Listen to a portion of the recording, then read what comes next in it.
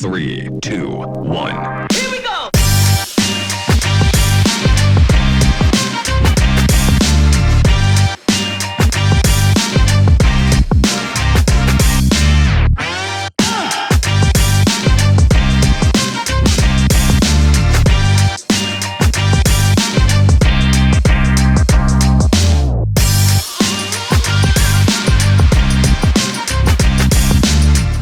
Welcome back to the podcast, everybody. My name is Jaden with AAMP Agency, tourism marketing agency for adventure and activity marketing pros. Here we are on the AAMP podcast, and we got a tour operator that we are going to be interviewing, myself and Steve. So welcome to the show, Jared Broach. We're live today. We got video today. I'm sorry, I didn't mean to interrupt you. Yeah, my bad. We got video today. We're doing big things. This is amazing. Yeah, I'm excited. Is this episode, 300, 400 for you guys? It is episode 500. 302, I think. Yeah, 302. Or episode 3. Oh, okay. No, we're just getting started, though, so it's okay. You should feel pretty special. You are our first guest. Oh, see, now that's what I like to hear. I'm the OG. That's what I'm going to change my title now.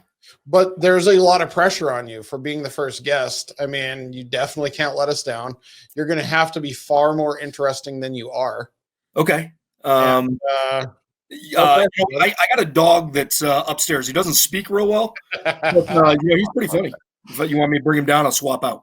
No, we're good. We'll stick with What's you. your dog's name? What's the dog's name? I have Titan and Zeus, both huge Newfoundlands. Do you judge people on how they name their dog? No, I judge people on the size of their dogs. Oh, yeah. Yeah. Okay. So what does that mean? Because I've got a Frenchie. He's actually kicking down here. What does that say about me having a Frenchie? You said we could cuss on this podcast? Absolutely. Yeah. It's judging people with little Frenchies. I would have assumed you had a girlfriend that bought the Frenchie. That's my first instinct. But and then I would have said you had no say in the dog, because who buys that little of a dog? That's a cat, man. That is a little cat. Dude, Tito is the coolest dog ever. I have no idea what I would do if I had a giant German Shepherd running around, because what kind of dogs do you have? Yeah, does Steve look like a Mastiff? Yeah, I'm not a Mastiff type of dog owner. I have 2 of them, but they blend into my chest hair, my beard, when they lay on me. It's like I'm walking 2 bears. So people just, I like to stay by myself, and people stay away. They're like, holy crap, this dude's walking 2 bears down the street. See, that's the difference, though, is you're not waxing your chest. True. Neither are they. Well, I said when they start season, right? Pool season. Exactly. Season. So sweet. So we're glad to have you on the show, Jared. So what actually, tell us a little bit about your title, and then eat, drink, scare. You know what I mean? Tell us a little bit about that. Yeah. So originally when we started, we were Nightly Spirits, and we were in, we did ghost tours, pub crawls, and stuff like that. We've kind of migrated over to this eat, drink, scare tour company concept. Yep. And that kind of encompasses, pretty much everything we like to do. We like to eat, we like to drink, and we like to scare the shit out of people if we can. So at the end of the day, we kind of migrated over that. But, my title changes, depends on which email I reply to you from. I'm either the chief of the Pinot Noir, I'm the captain of the tour bus, or, I'm the director of scare. It just kind of depends. What's that? The owner, you get all those job titles. Yeah, luckily we only have a couple office locations, so janitor hasn't that's not been in one of my email signatures yet. So I'm proud of that. So obviously this started from somewhere. You've been a client of ours for a while. I think you're probably one of the most fascinating clients we have, because I know that you have other stuff going on, and you're operating a tour company across the United States and in a lot of markets that you don't live in. So I would tell us about that. How did we get there? Yeah, so that, we were really a 1 tour location downtown, or one city, Washington, D.C. when we first started. And it's got a couple little metro markets in there. But, I was still working full-time for an elevator company at the time. And this is back almost 10 years ago now. And essentially, I got sick of D.C. It's kind of like you hit 30 and you're like, DC is not the fun place it was in your 20s, and it's time to migrate to a new city. So I up and left and went to Denver, Colorado. And, at the time it was deciding all right, do I keep Nightly Spirits in DC running or not? The guides were really good. Everybody was working. We were still pretty popular, but I mean, it wasn't like a full-time job, worth of business. I mean, by no means it wasn't like I was quitting to become a tour guide or a tour operator. Yep. So I really, I got to Denver and I was like, everything's still running okay in DC. I was like, so I just opened a Denver location. I'm like, let me try it out. And then Denver became, more popular. I was given, I was working elevators 5 days a week, giving tours 5 nights a week. And I was like, finally I was having to walk out of my office to take phone calls and be like, Nightly Spirits, can I help you? And like my boss is staring at me through an office window, looking at me in the parking lot going, what is this dude constantly taking phone calls in the parking lot? And so finally I was like, all right, it hit like October and I'm like, I got to hire somebody. And so we ended up hiring like our first employee in like 2014. And ever since, that was kind of like the mission was like, all right, we can clearly run cities and not be there. So how do we replicate that? And, now 18 cities later and 2 wine tour companies later, we're there. That is impressive. Yeah. And that's what's always interesting to me about being able to make someone like start as a tour guide and then be able to train somebody else to do that and still put out a good product. So like, was there any hiccups kind of with that? I mean, or yeah, that's the question. Is that a loaded question there? No, I mean, that definitely, I remember hiring our very first tour guide and she was with us all like really just till recently. And it was, you want the exact same person as you because you want those reviews. And this, we kind of predate like when TripAdvisor was popular, like Yelp was the thing back then, so it was like all about the Yelp reviews. And it was like, God, you see anything less than 5 stars? Like I never gave a tour less than 5 stars. So how could an employee? And, it's, so we started with, we're going to pay people better than anything they're making in DC to do what we want. Yep. And we realized that only motivates you so far. And we really had to we slowed down our hiring process. And that was where we found success the most. Before it was like, oh my God, we got a tour Saturday. I'm not in DC. Who's going to give it? Hire whoever's off the street to give a tour. And it sucked. Right. Sure. And so we went to a system where, we stopped that. Like we won't even run the tour if we don't have somebody like, nowadays I'd cancel it versus run it with somebody crappy.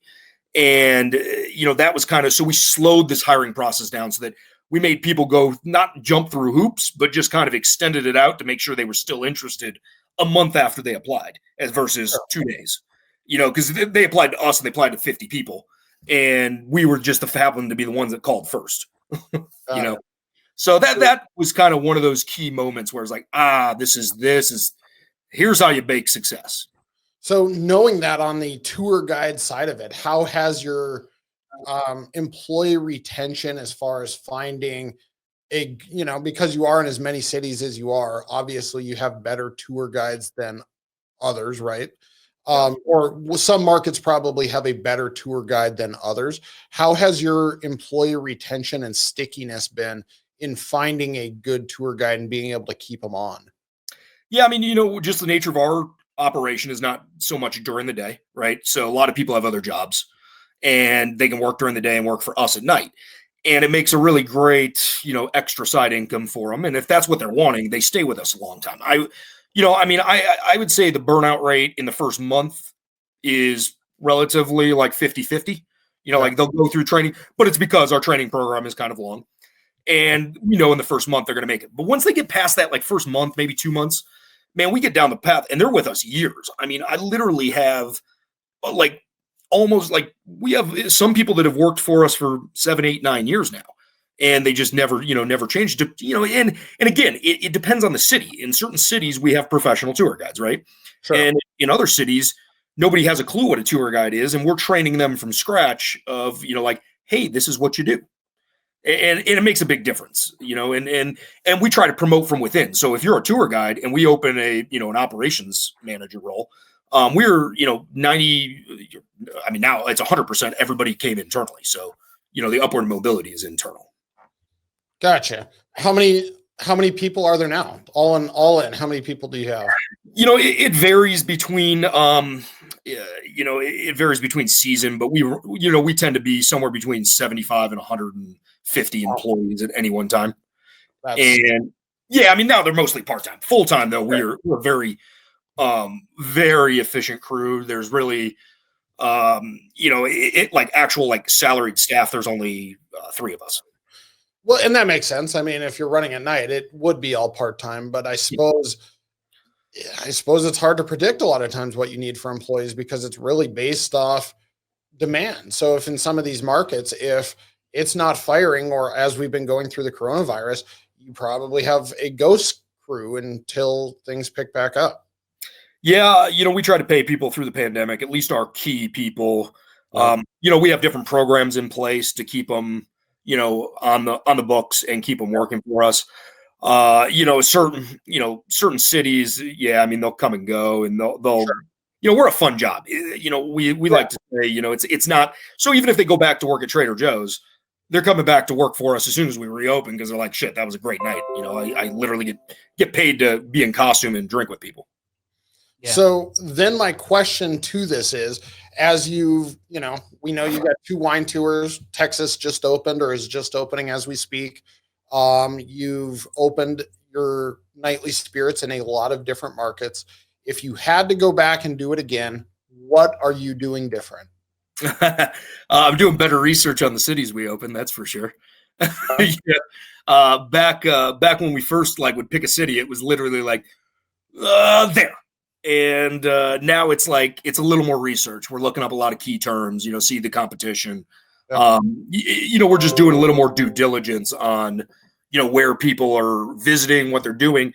And unfortunately now we're looking more of like what cities are actually going to be open, remain open, and not close, and that's for us is kind of the killer, through the pandemic, managing 18 different, I feel like the federal government, 18 different policies, rolling out around the country. And it's like, what's open, what's not.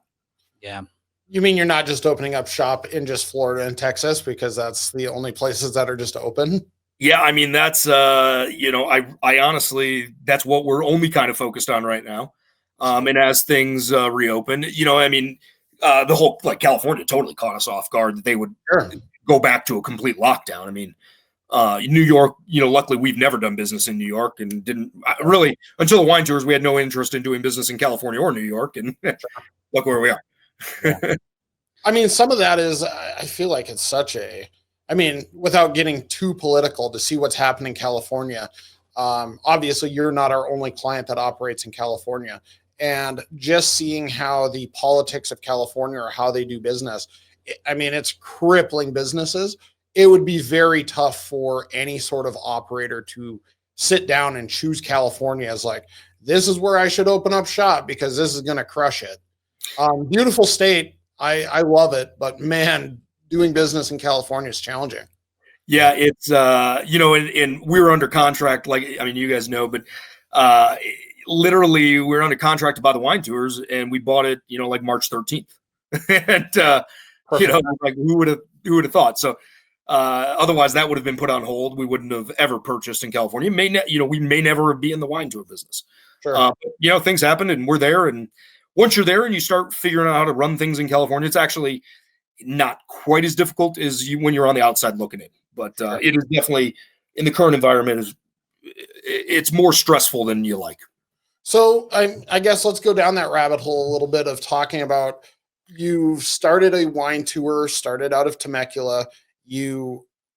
For listeners and those that don't know, you bought a wine tour in Temecula that runs on a old cable car, trolley car type of system. So obviously you're laying in bed, you and your wife are talking, and you're running ghost tours, walk-in ghost tours across the country. And something made you pull the trigger on a bus tour in a state you don't live in. Yeah. So if you ask my wife, every night, if we're laying around, I'm pitching ideas, or, I get an idea in my head, and it's, she never knows what's actually going to come to fruition or not. So Sure. I'm sure the conversation on the wine tours was in one ear out the other. She's looking at Instagram, and and we're a few days later, it's like, hey, I need you to sign this paperwork so that we can buy this wine tour company.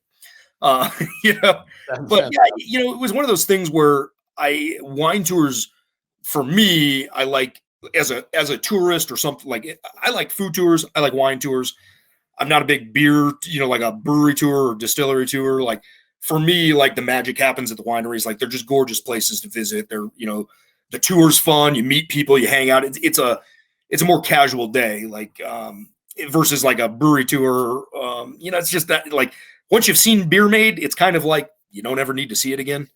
And with wine though, it's like every property is different and gorgeous. So like seeing wine made at this property, totally different than this property, right? But like every brewery looks exactly the same. Like, oh, you have that stainless steel equipment, much nicer than the stainless steel equipment next door. Well, I'm kind of disappointed now because if you were here for our pre-conversation, I'm starting up my own distillery. So thanks, Jared. I was going to invite you to my distillery tour where I have no idea what. Remember when we were terrible bourbon. Remember when we were at the trade show and it's make your own liquor. You know what I mean? And we were into it. We were sounded like a genius idea. We were real into it, and we were like, man, this would just be great until the minimum order hit. I was going to be like George Clooney and launch my own tequila brand. Yeah. So I will tell you, Steve, the distillery tour, I'm talking about the city ones. Like if you're going around like Austin or like going to those distilleries suck. It's like, okay, you're in the back where. Now, if we go out to the bourbon trail and that's where you're opening your bourbon distillery, now that's a winery experience to me. That falls in that category of, every property is gorgeous. They have 100 years of history and it's fun. Are you a wine guy? Yeah. What is your go-to drink? That's kind of that. And then we can go around the table around a little bit. Oh yeah. Figure that out. What is your go-to drink? So, it depends on the night. Like, so I can, typically, now my wife will tell you, drunk Jared is not a fun Jared. I'm, but my favorite drink depends that like I'll drink everything across the board. I will say when I started this company, I was Bud Light and that was about it. You wouldn't get me drinking anything. I still don't do shots or anything. Unless you like to be punched because it instantly triggers me to throw up. And it's like, for me to avoid throwing up, I have to hit whoever's next to me. But nowadays, if I'm you don't do shots? Yeah, I want to touch on that. You don't do shots? No, I mean, I try not to. If you hear me asking for a shot, I'm already too drunk. Don't give me one. Really? So your wife saying your wife is saying you're not a great drunk. I love shots. Shots are like half of like my drinking like forte. See, I like the buzz. Like the shots for me are like you just like you don't get the buzz. I'm just all of a sudden just like I can't stand up. Like I'm just walking around drinking. So like nowadays I would say a glass, like I love the buzz off a glass of wine. Like that alcohol content for my body size and me is like a glass and it's like, I feel pretty good, a couple glasses and a couple bottles. I'm still like coherent. If I like you and I can go have is this his answer here or what? He's a wine guy, I think. A wine guy. You're a wine guy. So I'm either bourbon or I'm going to be more like red wine. I like it just depends on the night. Okay. Or if I'm drinking all day, it's the seltzers. I'm gonna need some wine. I need a little bit of some wine education, culture, and education a little bit. Because we should go on a wine tour. It took me a while. It took me a while because I don't know. I see the expensive bottles, I see the cheap bottles, and I can't tell the difference. Well, yeah, I don't drink enough wine. I got a good mixture, but it's I wouldn't call myself like. I'm not going to be able to be like, this is, hints of like, you told me it had chocolate in it. Now I taste chocolate. Yeah.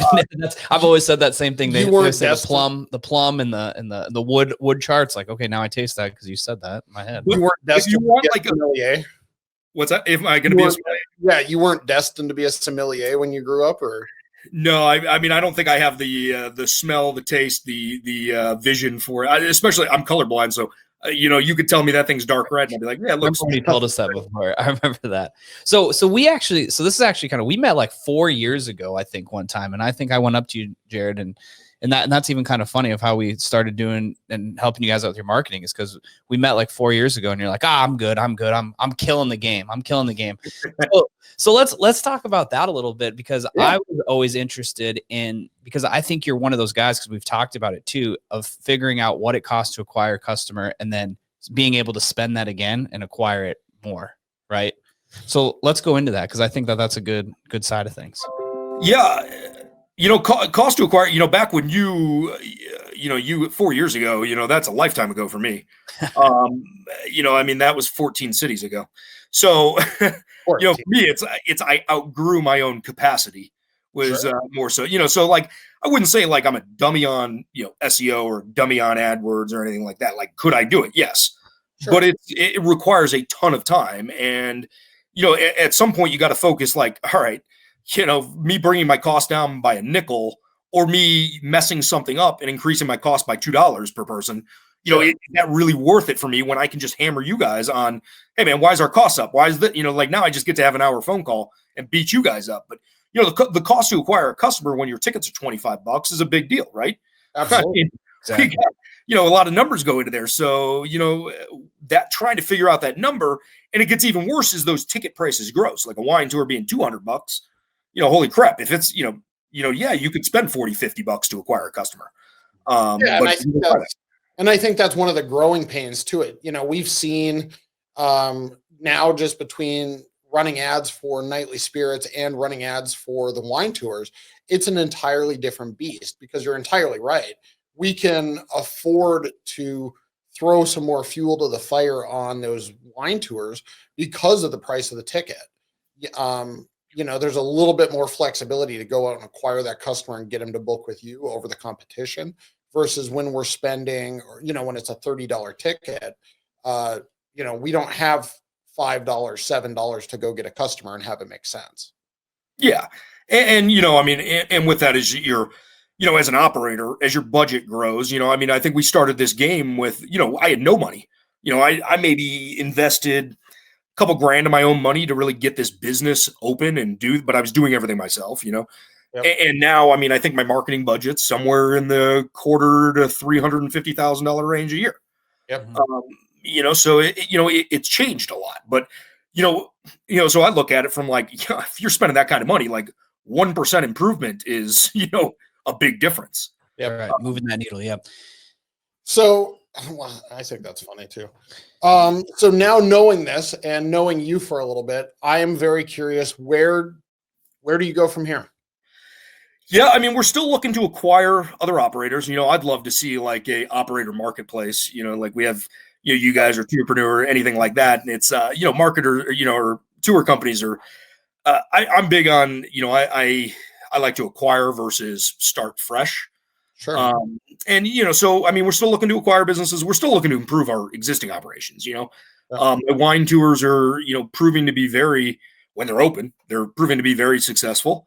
Yep. I'd love to get into more of the jet skiing and, I see myself in Key West eventually. My wife, I see myself in Key West with you.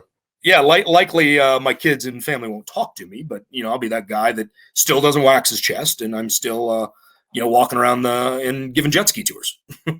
I think in Key West, if you come to Key West with enough jet skis and enough money, you can walk around with a hairy chest and nobody cares.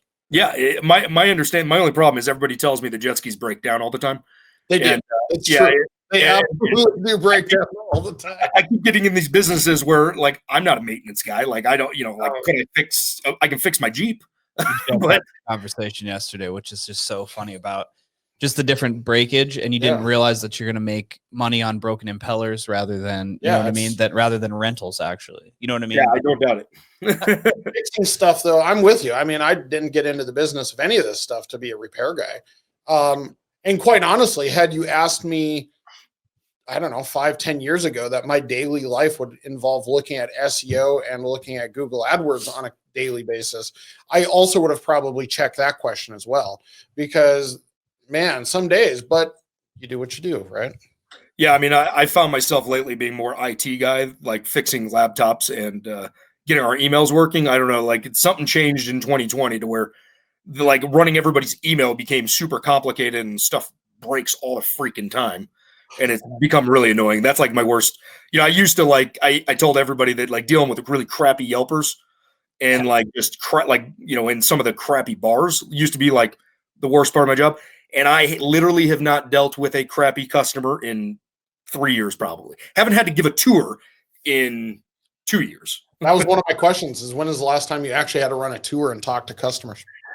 Yeah, I still my greatest joy in my job currently is undercover boss. Like I love going to a city and them not having a clue who I am. I hop on the tour and like, it's like at the end, it'll be like, by the way, I'm Jared. I'm, Alex's boss, or I'm Katie's boss, or, something like that. I mean, I remember going back to DC, a girl I'd hired off Craigslist when I left. I hadn't made it back to DC for 5 years, hop on her tour, took it. It was great. Had a great time.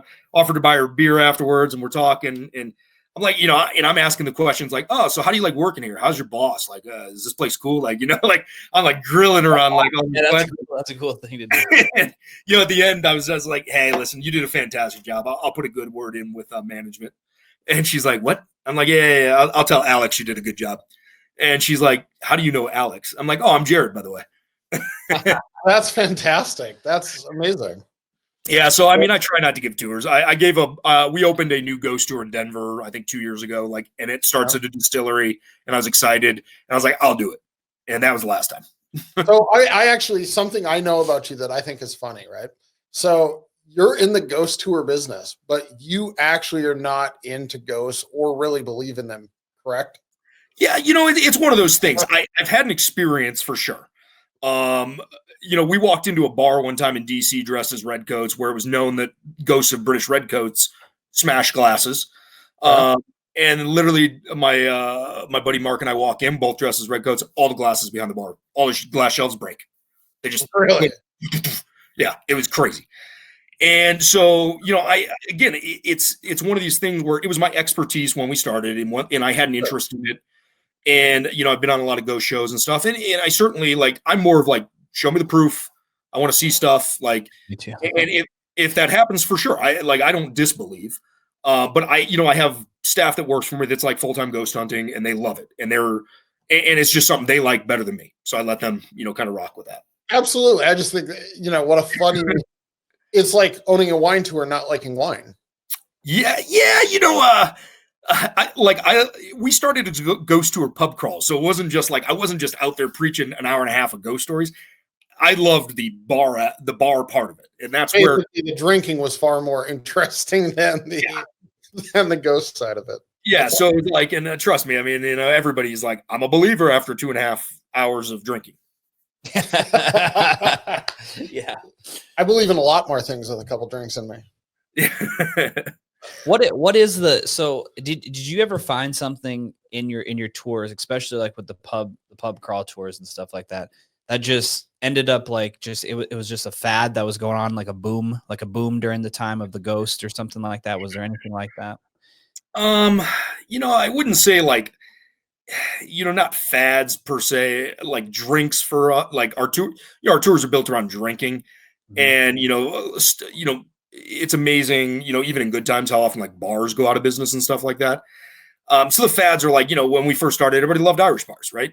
Irish had great ghost stories in Irish bars. And now you take them to an Irish bar and they're just kind of like, nah, I don't want to go to an Irish bar. Scene 1, scene 100.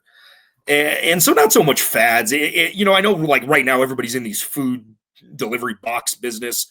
And I'm looking for sustainable long-term business. I don't want, I would get into it as an ancillary, we discuss a wine club membership all the time.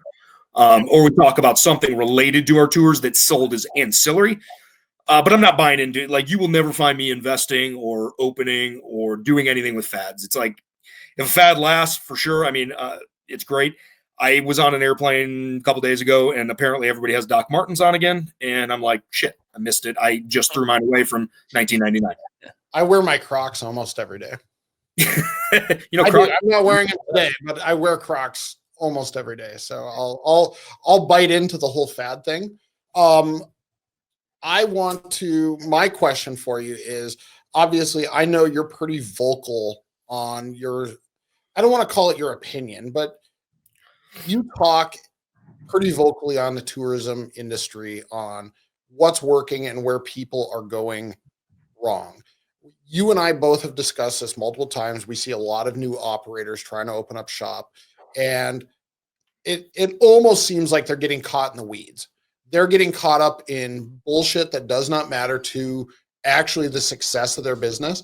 And I kind of want to go there with you a little bit, because I already know you're a good operator. I don't need you to, we're not sitting here of hey, Jared, how did you get to the next level?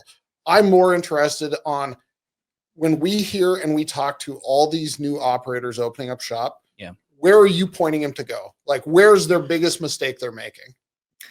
Yeah, and people do get caught in the weeds, and it's like getting them out of the weeds is like I just want to, like, if it weren't just the internet, I'd reach out and choke them. But this is people that either were tour guides or they have a passion for it. Is different than me. I'm a business person.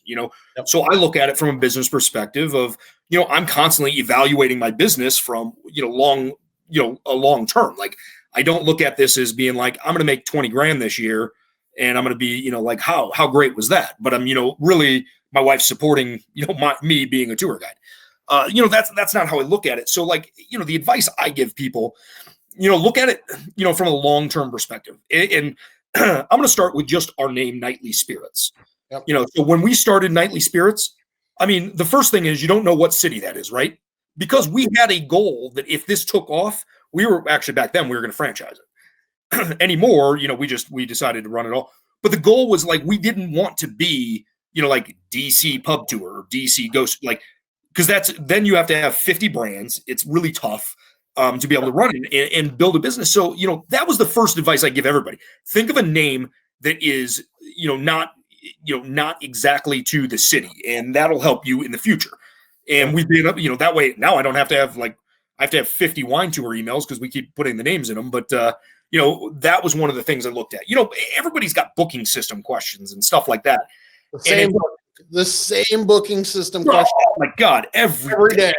And we even talk about this with coffee shop owners trying to switch their POS over or something like that because it goes up a half a percentage point or something like that. It is a question that gets over and over, and they expect it to have an immediacy to change their business, right? If they switch their booking engine or something like that. Yeah, I think the booking system question makes me want to shake people. Mm-hmm. I'll tell you what, people are scared to switch their booking systems.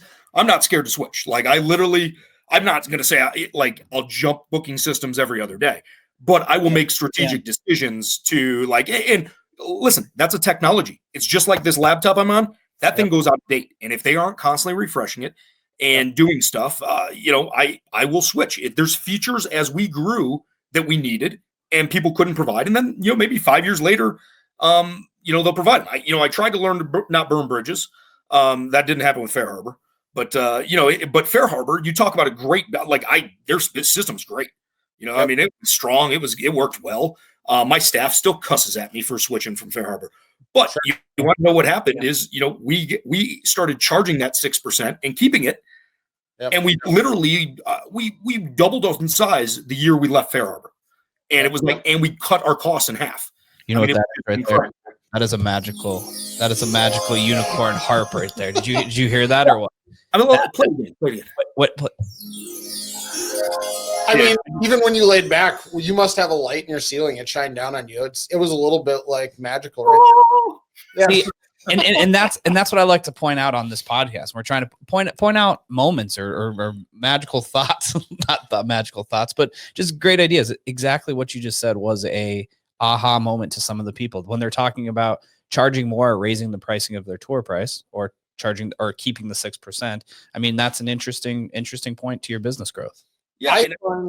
Go for it. And like, I mean, we're in the process of switching right now. And you talk about, I mean, it takes us like 8 or 9 months to switch 18 city booking systems to company. Like, it's not super easy, but it's like, we're looking at it from a focus point of why are we going to switch? What is the feature we need? Like, does it do everything we already have plus what we want? And I mean, we had an aha moment, and you can hit the harp again here in a minute, but it was like, everybody's complaining about OTAs. It's like, for me, I don't care about the OTAs. I'll charge them whatever. I'll play their game. And, when I learned from the hotel business, that somebody might sell a hotel room on Expedia and they have the best price guarantee, right? And it's like guaranteed to pay the same, whatever. But how's the hotel paying them that commission and not, coming out of the bottom line? So they sell the same room with a different description on both places. On their website, it's a full bed. On the OTA, it's a queen bed. And guess what? They're really the same size, pretty much. And they literally, and nobody cares if they get a queen when they buy a full, right? Yeah. So it's like doing that to our business and tweaking it and having a reservation system that allows us to pull the same inventory was key. So now I don't give a shit how many tickets we sell on an OTA because I don't have to worry about it, and we are making just as much money. So question about that, because sometimes operators, we always want to know like what their business model like. I mean, if you're a 90% OTA kind of tour operator, I mean, it's hard to get pushed away from that. You know what I mean? To increase your direct bookings. I mean, you can, but I think if you're like, were you like a 60 direct, 40% OTA? No, we're still, I think 95% direct. The OTAs never have been phenomenal business. Like, we just don't spend much time on them. I certainly think that can be, I wouldn't say that's a great mixture, but I would say also I'm just less reliant on, the Googles of the world. Yeah. Well, so to that, I mean, at this current point, we have 50 clients, 60 clients in the tourism space. And of all those clients, I bet you OTAs are 5% of their business across the board. The amount of energy and conversation that goes into OTA business is absurd. Yeah. I get it. I get the Get Your Guides and TripAdvisors and Viators are all going to matter to your business and you want to look amazing on it. But if most of these operators spent as much time worrying about their direct bookings as they spend worrying about their Viator bookings, they would crush it, but they spend. I think I'm not against the OTAs. I think people are ridiculous, for spending 25% of a booking to get a customer through a Viator or TripAdvisor. And the amount of energy they spend to give away 25% of their business is stupid. It's stupid. Yeah. You can quote me on that. I'm going to put it in the podcast description. If you spend or if you spend this much time to acquire customers through an OTA, you're stupid. Yeah. And that's, you see that even in the Facebook groups and people talking about it and talking about the changes and the games and what's TripAdvisor going to do. And can you believe Viator did this? And then at the headaches that you go through, just who cares? Because they have not focused enough on direct bookings. You know what I mean? That's their biggest problem. Yeah. Yeah. I mean, I look at it from like a restaurant perspective. Whenever I look at these OTAs, I think of them, like imagine like Yelp, like think of how reliant they are on Yelp. Like a lot. I mean, and I go to a city, I look on Yelp, I'm like, what's nearby? What's good? And if they're not in the top 10, it's like, I never even know their business is there. Right. Sure. We talk about the OTAs are not there yet. I think the booking through the OTAs. So I think restaurants actually have a different beast when it comes to that. Like the amount that Yelp, and now if you want to call it your Uber Eats, your Postmates, stuff like that, especially like in the pandemic world, people's restaurants have become almost dependent on these online ordering platforms. Unfortunately, that hasn't carried over to the tourism business the same way. Because like, who do you book? I know we talked about hotels. Do you try to book your hotels direct, or do you book on like hotels.com or? Yeah, no, I book hotels. Absolutely. I book everything direct with the exception of tours. I still tend to book hotels on like hotels.com, but I'll book like flights direct. I'm not booking my flights on Expedia or something like that. Priceline. Remember, what happened to Priceline? What happened to that guy? I think he got arrested for DUI. Oh no, that was the hotels guy.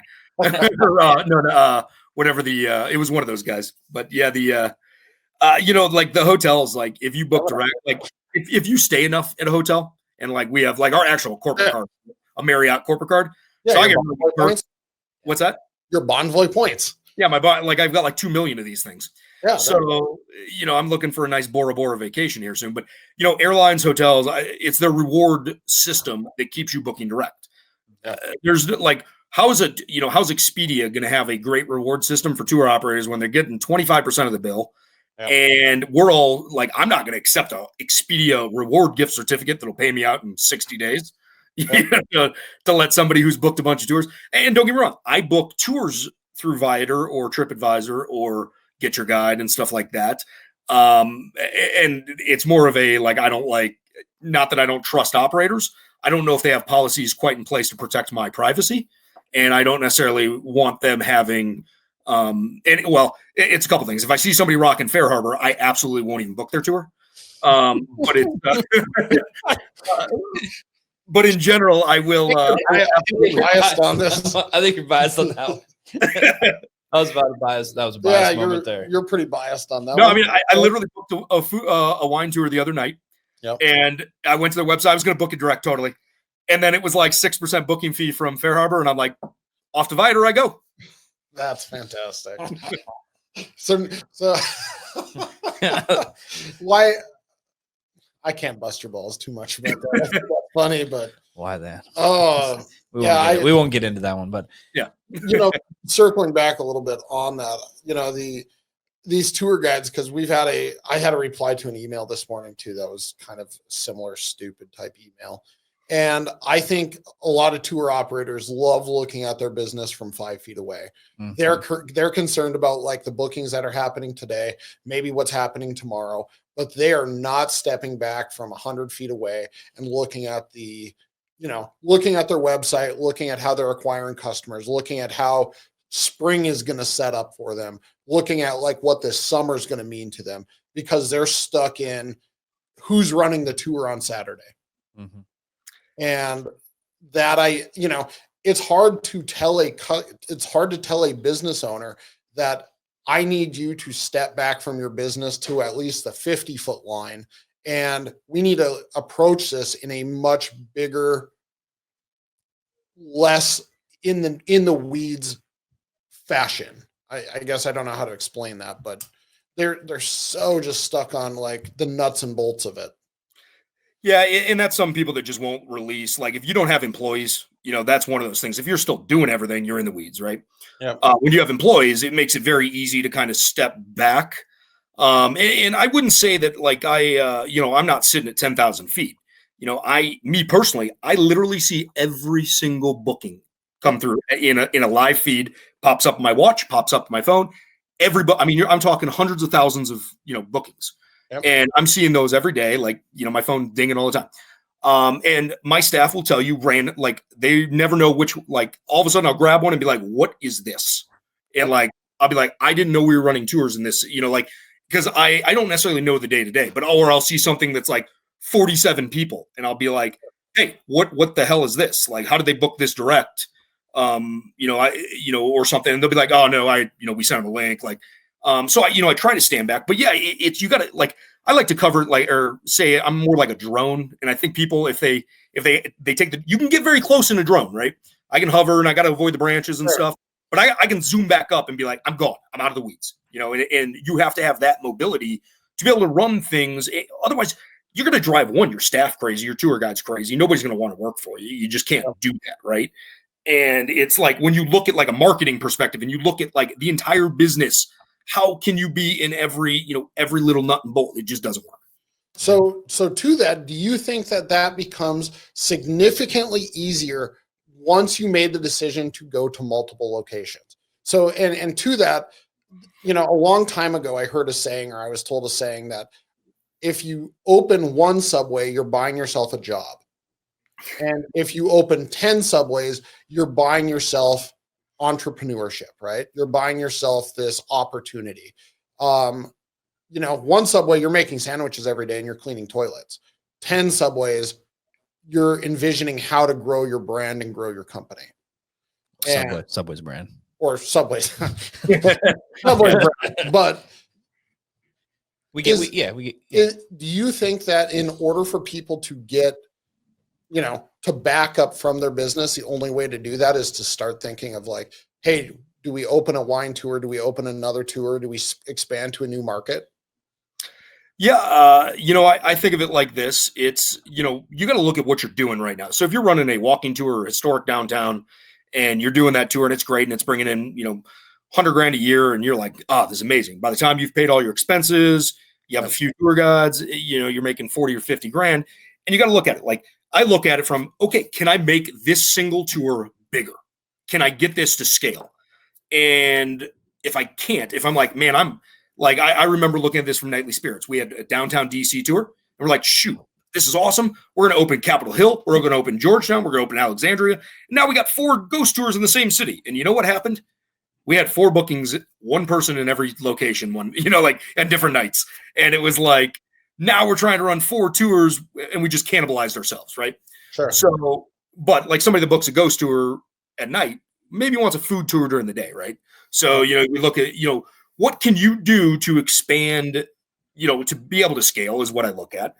And then also, if it's another city, I wouldn't say running multiple cities is a different type of person. It's not, you need to know the cities. I've been to almost every city in the country multiple times, so I know what to do in a lot of cities. A lot of people never have left, they're in Milwaukee, They don't even go to Chicago.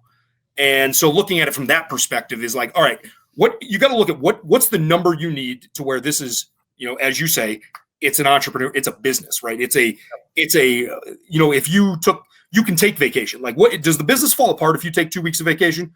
Because I can tell you mine doesn't. Like, I'm able to, I could go out of the country and I could come back and, I might have some questions on, some things that we're doing. Yep. No, but for the most part, it's not like my business shuts down. And it's like, making that pivot, like I told you, I'm like so tired of everybody doing these food boxes. And it's like, your tour operators, like Amazon wants to do a food box, all of a sudden you're going to be out of business, right? Yep. And Amazon, like I know Amazon's trying to get into tours, but that to me is, conversation for a different place. Yep.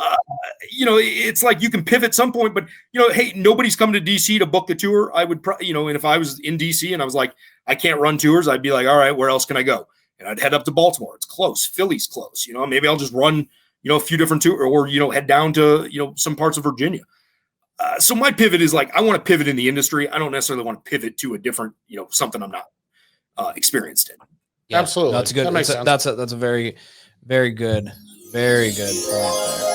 You see a lot of sparkle. Just dropping that magical unicorn harp today. I wish it was like Snapchat where you could have like a unicorn head or something like that. You guys could change me to like Matthew McConaughey. I could be like sitting here talking pre-Dallas Buyers Club. You do that. Just edit that shot over there. Yeah. Not when he was 105 pounds and looked like he was twacked out. Yep. That was a good. What movie was that called? What was that? Dallas called? Buyers Club, Dallas Buyers where Club. he had AIDS, right? It hasn't looked the same since. I'll be honest. I don't think your body is meant to like gain and lose weight like that. I don't think you're supposed to get down to that weight and then try to be looking normal. I think it's challenging. Yeah. Can you imagine what you look like if you dropped, I don't know, 85 pounds? If I dropped 85 pounds, I probably could. Actually, that'd probably be healthier. That's the weight is like, I always want my weight like the stock market, always going up. Can only go up from here. I don't think that's actually how it's supposed to work. There's a lot of things I think you're right on. That is probably not one of them. Hey man, you got to enjoy when you're doing nothing but eating and drinking and scaring the shit out of people. That's about. That is the right direction. That is the right answer. I was tired of my stock market weight continuing to go up. I bought a Peloton to hang clothes off of in my bedroom. Oh, nice! I've been looking at the fight, the boxing thing, the Fight Club. Yeah, I've seen that one. That's kind of neat. Yeah, the weight, the digital weights, the new thing, the one where. Oh the one off the wall. Yeah. I always think that's weird. Am I going to work out to like a virtual thing in the mirror on my wall? I don't like the mirror so much, but the one with the weights doesn't look bad. I had to get rid of my lifetime membership because they had a bar at ours. It was the plan. That was the best part of the bar. That was the best one. I used to go. I used to spend more money in drinks than I spent minutes on the treadmill. Globo Gym. Yeah. So far, my cost of going to Lifetime is about $350 a month. Yeah, and I go none. Did you still have it? Oh yeah. Oh, that's I one still thing. burn See, that. $300 a month. Cancel. It's awesome. Hey, so I got a question for you, Jared, because you've been around to a lot of different tours and around the country and stuff like that. What is kind of an experience like? I mean, besides your own that you like, it's a must try or must have. Yeah, man, I don't like anybody's tours. You kidding me? They all suck. Best tour you've been on in the country? Best tour I've been on in the country, or whatever. Yeah, you know what I mean. Something that's like hey, must try. Because like I'm a foodie guy, and even too, we were talking about foodie when we didn't talk about like Instagram, and I think Instagram's a good thing for food as well. Yep. But what's a good tour experience that I think that you must see or a landmark or something? Cause I mean, from the East Coast to the West Coast, I mean, what's something that we got to? Yeah, if I look at it from a tour perspective, I'm gonna like. Don't get me wrong, like zip lining in Hawaii and stuff like that is up there, but that's an adventure for me. That's not necessarily a tour. One of the better tours that I've gone on and that I actually really enjoyed is down in San Antonio, and it's on the Riverwalk. It's you get on one of the boats in the river, and they take you around and give you the San Antonio tour. It's like they're the only ones that can operate it. But that's actually been a very fun. Like I've done it several times, and you get to just ride around on this boat. It's relaxing. Yeah, and they give you all the history, and that to me, I know most of the history, so it's kind of you got to kind of do something for me. And Sure. that being kind of exclusive. Chicago's architecture river tours are probably this, that's number 2. Yeah. And that's just because it's a bigger boat. And I like more personal feel. When I went to New York, honestly, the last thing that we did there, like we went to Times Square and it was hard to get around, but the best thing was that we just jumped on the bike that pulls you around Central Park or whatever, and he just talked about, hey, that's so and so's house or that's something, and I thought that was an awesome experience. And yeah, those unique ones are more fun. I mean, it's I'm not gonna do a hop on hop off bus. Honestly, if I was ever gonna go to New York again, which I may never, who knows right now. Yeah. Those guys that own the ride, that experience looked really cool. Mm-hmm. That boat, yeah. No, they have like the Broadway show in a bus kind of thing, and it drives around New York City, and it's like an experience. Yeah. But the seats face out towards the road. It's pretty cool if you look it up. They were having a lot of financial problems, I know, during COVID, but I mean, every business that when you can't open for a year and a half, right? Yeah, I mean, it's really tough to stay open. It doesn't matter what you're in, if you can't open your doors for a year. Yeah, that looked exciting to me. If they end up having to sell the bus and the experience, maybe I'll buy it. But when it reopens, and then guess what? I'll be in New York. So to that point, you've seen a lot of tours. You've seen kind of where things are going. What do you think is going to be the next trend in tours? Right, it's been foodie tours. Where do you think it's going now? What's going to be the thing? Yeah, I mean, I think you're going to end up seeing larger brands.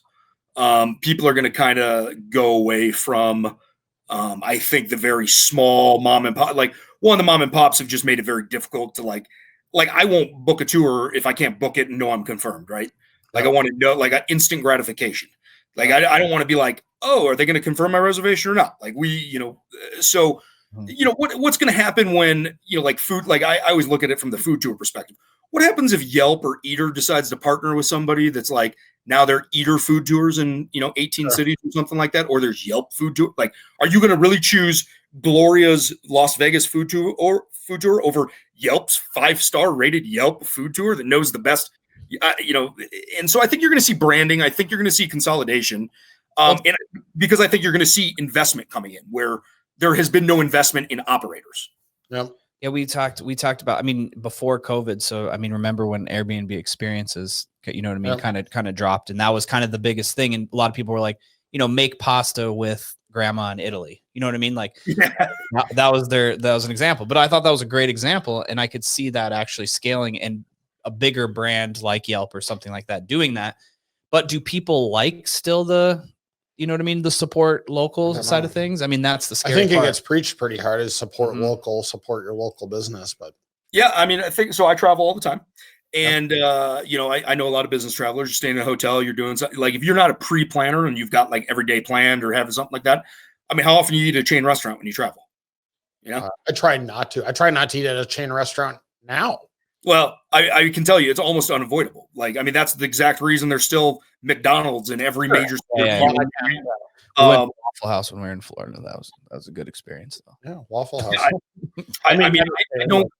But that that's what people. I mean, that's why you see the lines. They're opening an In-N-Out Burger here in Colorado, and it's like, dude, there's a 14-hour wait. I'm like, I'll fly to California, get a burger, and fly back in less time than you're going to get in line. As I'm from Colorado Springs, and so I saw me and Susan said the exact same thing. She says we could fly to Colorado Springs faster. Well, and some of that I think it just comes down to consistency and pain in the ass factor. Mm-hmm. The mom and pop's business, they just some businesses make it too hard to do business with them.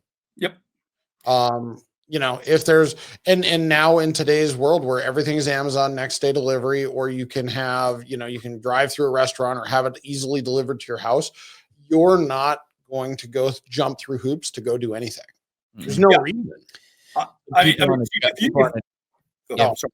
Sorry. Yeah, I was going to say people aren't adapting fast enough to you know what I mean, to the new age world, right? Mario's Pizza is a little bit slow on the uptick. Well, that's exactly it. So if it's like you go to Key West, and I say this all the time, and you want to rent a jet ski, are you going to rent it from Steve's jet ski company that's got a shack, doesn't take direct bookings? Or if Sea-Doo's got this gorgeous display and it's the same, let's call it relatively the same price, brand new jet skis, brand new instant confirmation, same 2.5 hour tour. You're booking from Sea-Doo. I don't care who you are. Like, everything about it. It looks better. It feels better. It is better. Doesn't mean that, Steve sounds like a great guy, though. I would personally try to do business with Steve because I think he's a nice guy. But yeah, he probably doesn't have the budget or the infrastructure to have that huge Sea-Doo, marina spot with, 40 brand new jet skis. So he's kind of just going to get eaten by the competition. Yeah, and again, I think that is I'm hyper focusing on certain areas of the tour business. I think certain cities that doesn't work. Like I'm in certain cities there's just very entrenched locals, and they have access to places I can't get. And in that as long as they maintain that, it's likely they're going to be fine. But when you're looking at a commodity product, like I do think, like I think there's going to be if food tours are clearly one of the more popular things right now, and I think you're going to see that there's a reckoning in food tours coming.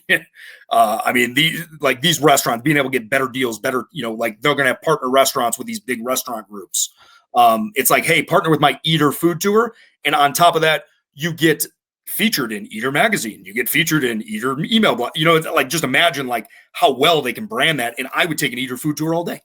Yeah, it's a very good. That's a disruptor. You know what I mean? From a high level. You know what I mean? That's able to disrupt the game. So I guess one question I want to ask, because is now, you've been able to do ghost tours in a lot of markets that you don't necessarily have competition, right? So you're running you're in a few markets where you're kind of the only show in town. And now you've gone and you've done some of these wine tours where Temecula, I mean, there are obviously some other wine tours there, but it's not like Napa Valley or, Paso Robles where there's, 500 different companies trying to do wine tours. How do you stay ahead of that? I mean, I get on the marketing, we can go down that hole, but that definitely is a different beast than what you've had to compete with in the past. And now you're down in Fredericksburg, Texas, again, where it's like wine country. How do you see playing against the competition in some of those markets? Mm-hmm. Yeah, going into some of the markets, the locals will treat you, the competition will badmouth you. They'll do, we're coming in from out of state. We're not locals. We're not, blah. Yeah, listen, I'm still a small business. Like, like I said, there's 3 of us pretty much full time. Competing with those is, again, I literally spent all last weekend going on competitor tours, finding flaws, talking to other guests. I mean, doing the market research and doing the things that, I experience them to see what, if somebody's doing it, like, oh my God, I don't want to compete with them. And that was a lot of years in certain cities. I just didn't want to compete with people. Now it's like, I'll go in there and I'll still try. But like with wine tours, it's one of these things. I mean, any jack with a truck can, start driving people around in a Sprinter. To my scale, to do them with big buses is difficult. There's a barrier to entry for sure with money and insurance and stuff like that. I just want to do it better, or if I can't do it better, I just want to do it different. Like I'm not going to go to the same wineries. I'm going to find out where you go, and I'm just going to be like, you have that section, I got this section. Yep. We're drug dealers, right? Well, and there's something to be said about the barrier to entry, and that is probably where some of these foodie tours are going to get eaten alive by the market, because the cost of entry is so low to get started that what prevents anybody with, a little bit of scratch to just come beat you at your own game. Yeah. Restaurant's not going to do an exclusive deal with you, Steve, because you bring in 4 people, right? Exactly. Unless your uncle owns the business. Yeah. Your wine tour, now you've got a, $100,000 trolley, or you've got a couple of them, and you have a real marketing budget to play ball in that market. It's a different beast. You can be credible overnight almost. Yeah. I mean, it's a good looking website, and, some trucks driving around there moving billboards, right? So it's, people see them in town. They're like, oh, I'm going to book that. I hear the company that built the website is badass, though. Yeah. They did a good job. I can't remember which guys did it, but yeah. I don't know their name either, but I hear they're good. Yeah, I think if you go to Nightly Spirits or TexasWine.Tours, I think there's a little bar at the bottom that shows. I think so. Check that out. Yeah. Well, that's very That's cool, good. man. I think it's very interesting where your stuff is going. I am, you're definitely one of my favorite clients and friend to talk to about this stuff because I see where I see where you're going. I like how fast you move. There's no real space that's off limits as long as it makes sense. And I think that's what a lot of tour operators have to start, they have to be a little bit more businessmen and less tour operators, step back from the business a little bit, see where this thing can go because there's a lot of opportunity out there. You just got to run faster.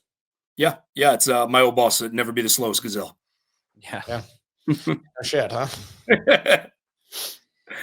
Cool. Well, thanks for coming on, Jared. And thanks for talking with us. I mean, I think it was a great conversation. We'll record this. We'll post your links down in the bio to your guys' websites, so everybody can check them out and check out all your information.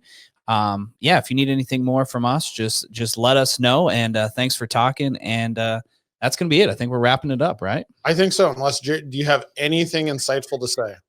No, I mean, for those of you guys, if anybody does listen to this or watch this, It's going to be at least 5 people. I'll probably listen to it twice. yeah, if it's a tour operator, let me know if your business is for sale for one. Yeah. Yeah, I'll make sure email there. yeah, I mean, anybody, if anybody listens and they need any help with actual tour operation or, I will say one thing, and you guys maybe in the future want to focus on some of the apps and finding some of the systems to run. That is that could be a very great, thing for operators and letting them in, things that took years for me to figure out. We talked about that on our last couple podcasts. You got to listen. We talk about some of the things that we use, stuff like that, and that's what we're going to try to do. So yeah, thanks everybody. Thanks Jared for listening to the AMP podcast. We'll see you guys all next time for digital marketing for tours, attractions, and destinations. Contact us here at AAMP.agency, and we'll see you guys on the next one. See you guys. Thank you, sir.